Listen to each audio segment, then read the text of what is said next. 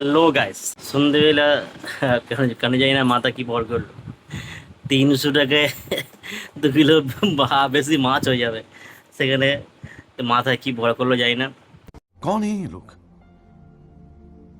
कहां से आते हैं ये?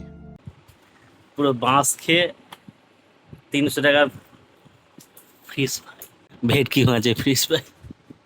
ওটা নেওয়ার সময় অতটা কিছু মনে হয়নি, কিন্তু যখন হেঁটে হেঁটে আসছিলাম, হাতে যখন আমি ওজনটা আমার হাতে ঠেকছিল, তা তখন আমার বাবা বাবা বলেছিল আমি সুন্দর সুন্দর বাঁশটা কেন খেলাম।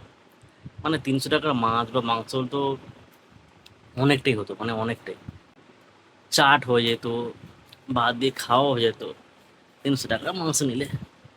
তো বাঁশটা খেয়ে গেছে সন্ধে সন্ধে। এই বাঁশ শেষবারই খাওয়া, ঠিক আছে। জাস্ট চেক করছিলাম, অনেকদিন ফোরকেতে শ্যুট করিনি, তাই চেক করছিলাম ফোরকেতে ভিডিও শ্যুটটা কেমন হয়। মুখটা বেশ ভালোই গ্লো গ্লো দিচ্ছে। ঠিক আছে, ধন্যবাদ।